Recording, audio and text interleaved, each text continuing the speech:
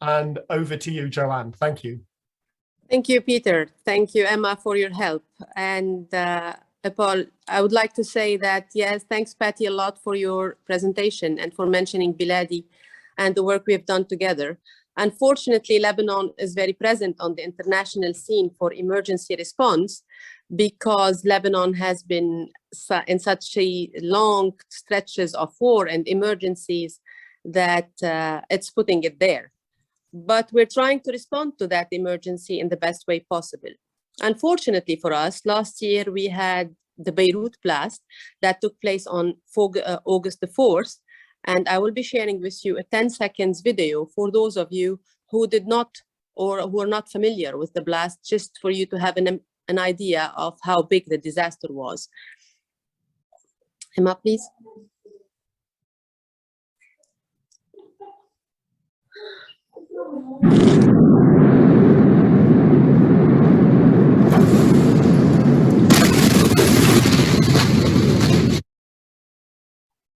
Thank you.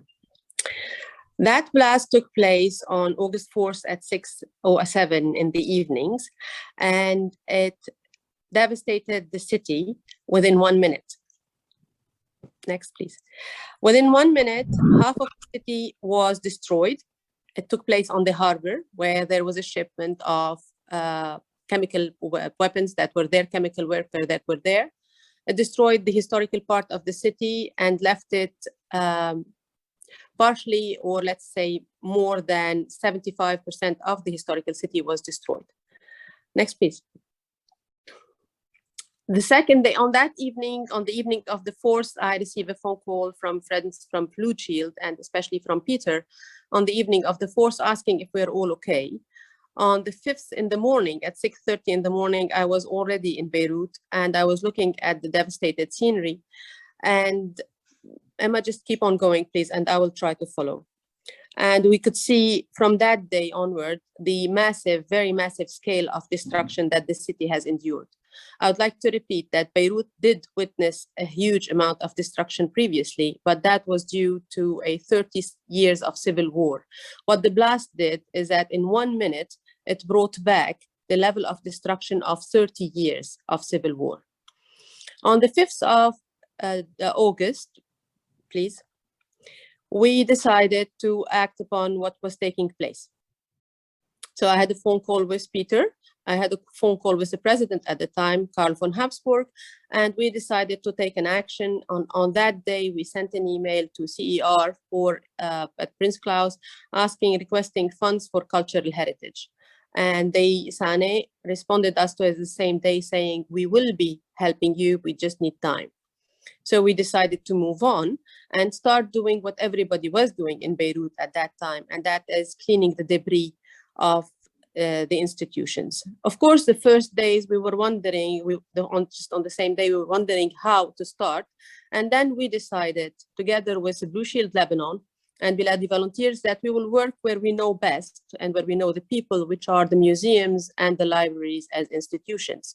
So we had a group of volunteers and we started picking up the broken glass around all the institutions and helping them in cleaning the debris in order just to be able to walk in these facilities. During that time, at the same time, we started the discussion with other colleagues from Prince Claus, but also from Blue Shield. And I will be mentioning here Corey Wagner from the Smithsonian and Blue Shield US, thinking what should be done.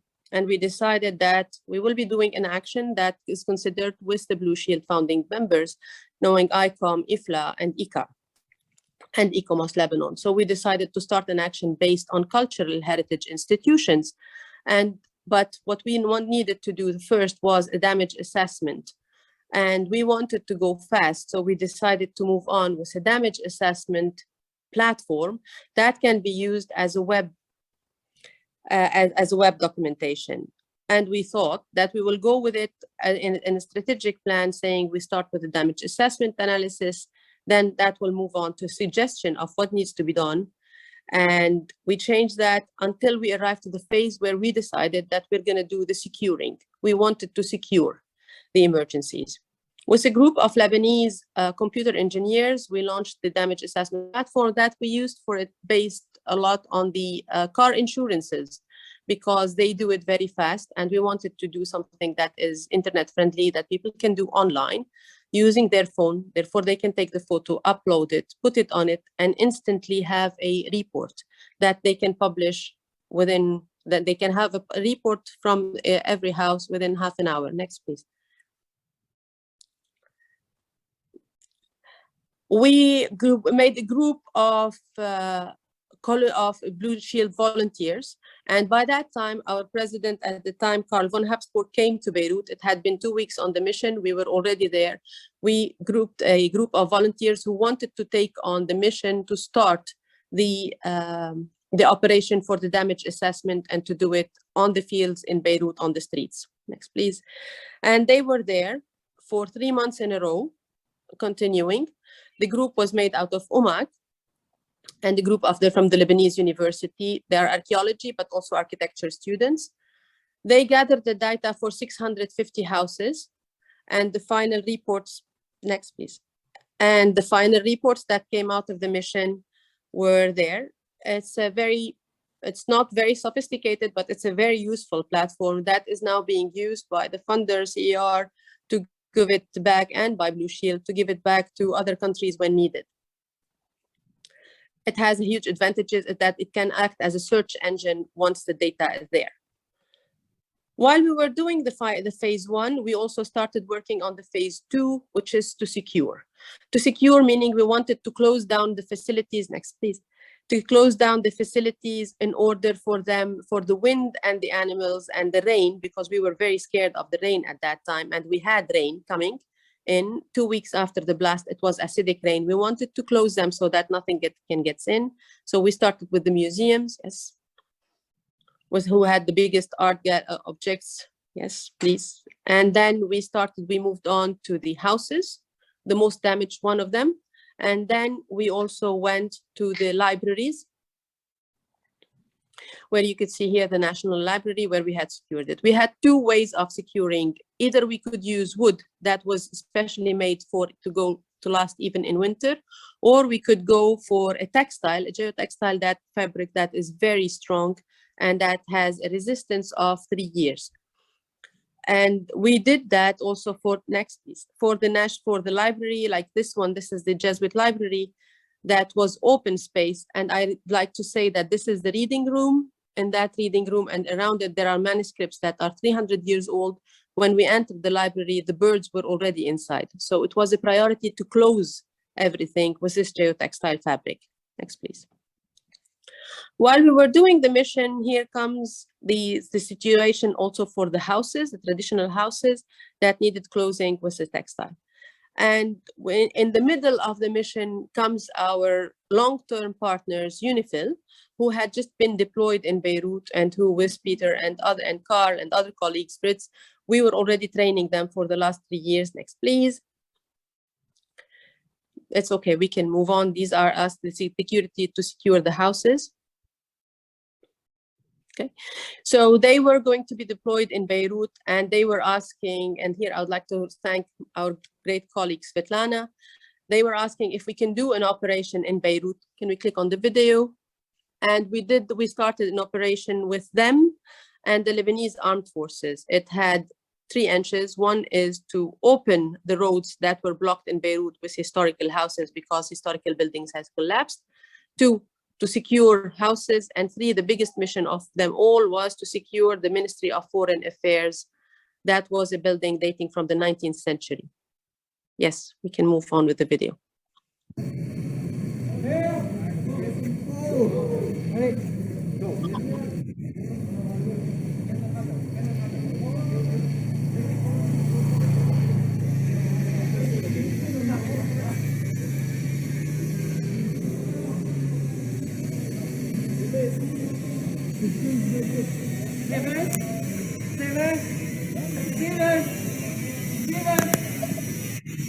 Let's go.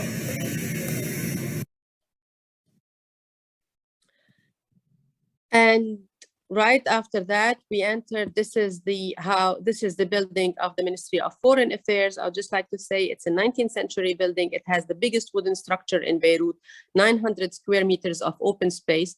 The blast went straight into the charpente, the wooden charpente, blew it up 30 meters up, and then it fell down again, breaking all the tiles and breaking the walls that were beneath it. It was a huge, architecturally speaking, it was a huge operation that needed the help of soldiers. We had 1.5 meters of debris inside the building.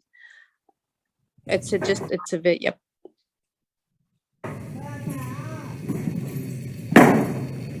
With a roof that could reach up to 15 meters ceiling high.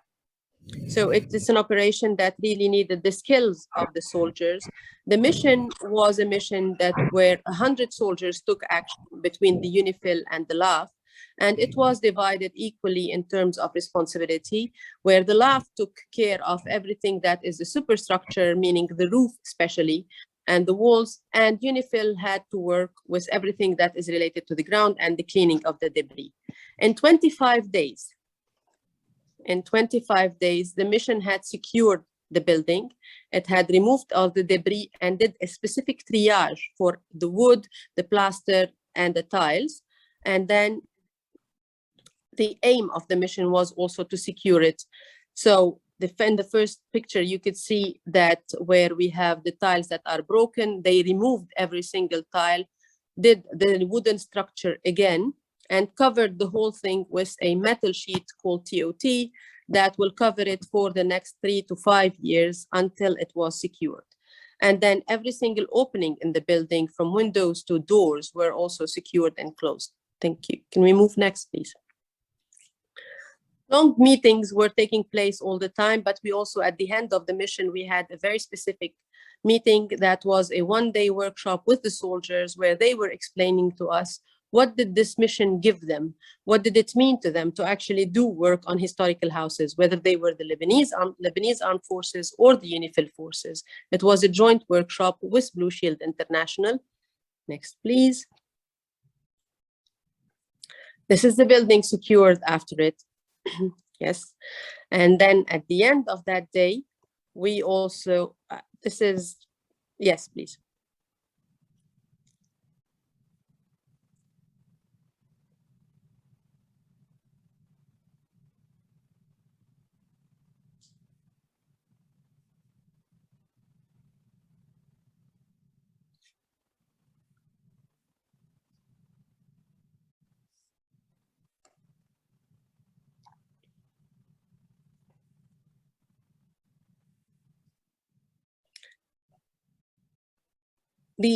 I would just like to add that this footage was taken on a Sunday morning because we were sure that it was going to rain 2 days after it, and therefore the mission didn't stop for 25 days. Next, please. On the last day of the mission, as I mentioned, we had a workshop. Next, please. And then all the soldiers who took part in the mission and the workshop had the certificate from the emergency response unit. By then, we had defined that the emergency response unit was in charge of the mission. It was composed at the time, me, Karl von Habsburg, and Corey Wagner, with President Peter Stone.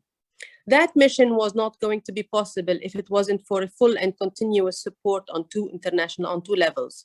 We had the international team of experts and the national team of experts. On the international team of experts, no, please, can we go back?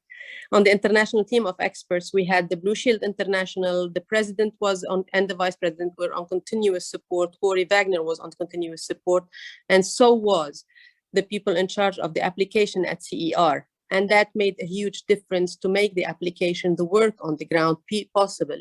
With the national team, where the trust was a major element and it was very well built, we had people from the LAF, from the UNIFIL, but also we had the Blue Shield Lebanon, ICOM, IFLA, we had the Biladi team, and of course we had the DGA experts. And we had all the unknown soldiers that were with us, like 100 soldiers, 40 volunteers. This mission could have never been done. It would have never been possible without the work of all this group of people. They were there nonstop for 3 months because the Beirut operation took 3 months to finish as an operation. The aim of it, can you please move on? The aim of it was to secure, and once it was secured, Everything was secured, everything was done. We went out of Beirut and we moved to another level of collaboration, because building on such a, yes, it was a huge trauma. It was a very big, horrible thing what took place, but we wanted to build something positive out of it. And there, then the Lebanese Armed Forces and next please. And the UNIFIL were very happy to continue the collaboration. So we did the first CPP training for the Lebanese Armed Forces. And we moved on after that for another training also with the Blue Shield International for the emergency response on 4 sites in Lebanon, in Tripoli, Baalbek, Saida, and Byblos. And we have just ended the mission last week. It has been more than a year that we've been working almost nonstop on this work. I would like to thank each and every one of you who helped us on these missions on the international or on the national level.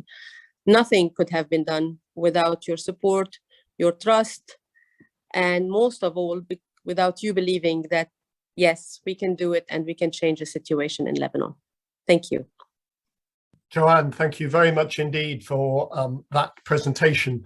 I've been embarrassing people all afternoon, and I'm now going to embarrass you. Joanne and I have been working together since 2003, and I have never met anybody like her.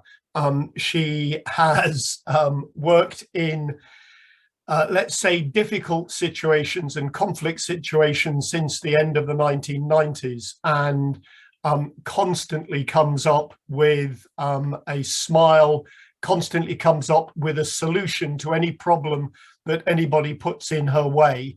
And she is an astonishing individual, a wonderful partner, and I will stop there, but I could go on. But what she does do is show the absolute critical aspect of partnership and long-term partnership. That would not have worked, all the work you've just seen, had we not been working with UNIFIL and LAF with all of her assistance for the previous 7 years. And to do that, the Hague Convention and all of the work that we do, really, you can really begin to understand it as a peacetime convention and as a peacetime activity, so that when the problem hits, we're ready. And that's the critical thing. Unfortunately, and unfortunately in Joanne's life, that problem has hit far too often. But she does, to give her, I mean, some of the blame on her, she goes looking for it in some instances as a journalist and as somebody who wants to help everybody. But that's just an astonishing piece of work. So Joanne, thank you for that.